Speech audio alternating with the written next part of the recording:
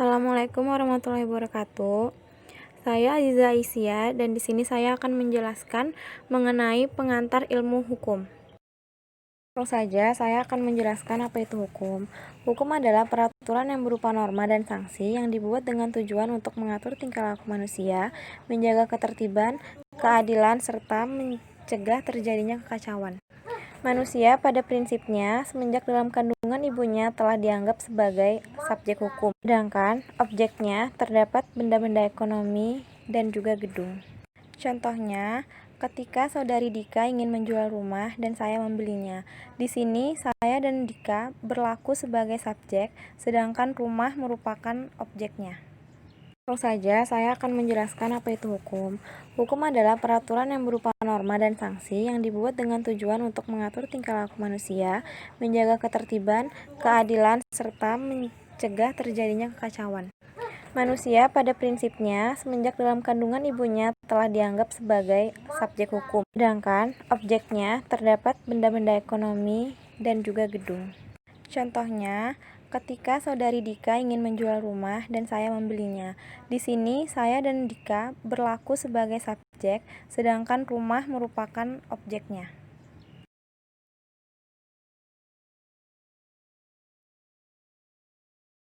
Selanjutnya, di sini ada definisi hukum menurut para sarjana. Yang pertama, Hugo de Groot. Menurut Hugo de Groot, hukum adalah suatu aturan tindakan moral yang tunduk kepada keadilan. Yang kedua, Leon de Guit. Hukum ialah aturan tingkah laku para anggota masyarakat yang daya penggunaannya pada saat tertentu diindahkan oleh suatu masyarakat sebagai jaminan dari kepentingan bersama dan yang jika dilanggar menimbulkan reaksi bersama terhadap orang yang melakukan pelanggaran itu. Selanjutnya, definisi hukum menurut Dr. Andes E. Utrecht. Hukum itu adalah himpunan peraturan-peraturan yang mengurus tata tertib suatu masyarakat dan karena itu harus ditaati oleh masyarakat itu. Selanjutnya, menurut Profesor Sudiman, hukum adalah sesuatu yang berkenaan dengan manusia untuk memperoleh tata tertib berdasarkan keadilan. Dan yang terakhir, menurut Profesor Dr. Mohtar Kusuma Atmaja, hukum adalah keseluruhan kaidah-kaidah dan asas yang mengatur pergaulan hidup manusia dalam masyarakat yang bertujuan untuk memelihara ketertiban juga meliputi lembaga-lembaga dan proses-proses yang mewujudkan kaidah-kaidah itu dalam kenyataannya di masyarakat. Jadi, dapat kita lihat betapa rumitnya definisi hukum yang dikemukakan oleh para sarjana di atas. Terlebih lagi dari Profesor Mohtar, karena agak berbeda dari pendapat lainnya, selain menyangkut kaidah dan asas yang bersifat pasif, juga mencakup lembaga dan proses yang bersifat untuk mewujudkan kaidah atau asas itu dalam kenyataan. Selanjutnya, definisi hukum menurut Dr. Andes E. Utrecht. Hukum itu adalah himpunan peraturan-peraturan yang mengurus tata tertib suatu masyarakat dan karena itu harus ditaati oleh masyarakat itu. Selanjutnya, menurut Profesor Sudiman, hukum adalah sesuatu yang berkenaan dengan manusia untuk memperoleh tata tertib berdasarkan keadilan. Dan yang terakhir, menurut Profesor Dr. Mohtar Kusuma Atmaja, hukum adalah keseluruhan kaidah-kaidah dan asas yang mengatur pergaulan hidup manusia dalam masyarakat yang bertujuan untuk memelihara ketertiban juga meliputi lembaga-lembaga dan proses-proses yang mewujudkan kaidah-kaidah itu dalam kenyataannya di masyarakat.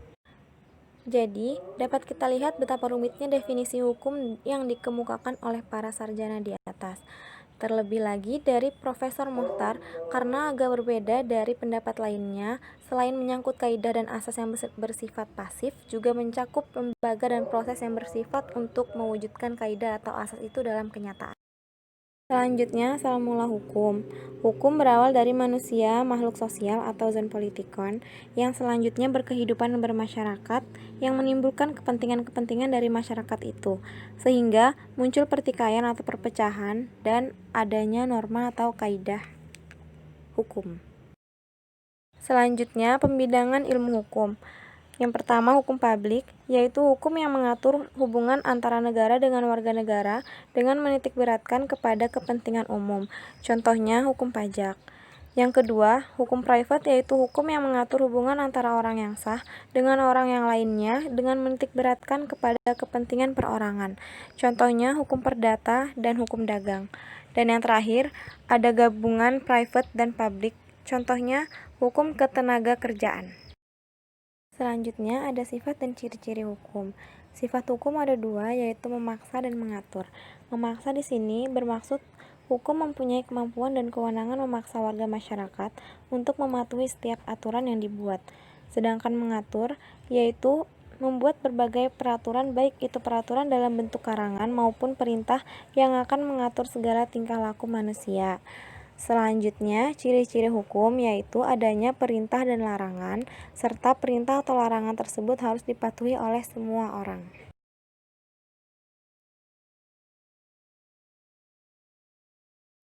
Lalu ada tujuan hukum. Menurut Dr. M. Subagio dan Slamet, tujuan hukum secara universal adalah untuk mewujudkan perdamaian, keadilan, kesejahteraan, serta kebahagiaan.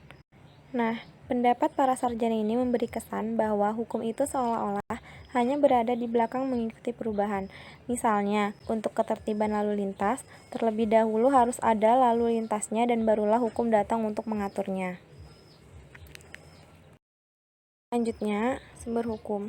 Yang pertama, sumber hukum material, yaitu sumber hukum yang dapat ditinjau dari berbagai segi sejarah, ekonomi, filsafat, kemasyarakatan, dan lain-lain. Dan yang kedua, ada sumber hukum formal. Yang termasuk dalam sumber hukum formal yaitu undang-undang yang merupakan aturan yang dibentuk oleh alat perlengkapan negara yang berwenang dan mengikat masyarakat. Yang kedua, kebiasaan. Yang ketiga, keputusan hakim atau jurisprudensi. Yang keempat, traktat. Dan yang terakhir, pendapat para sarjana atau doktrin.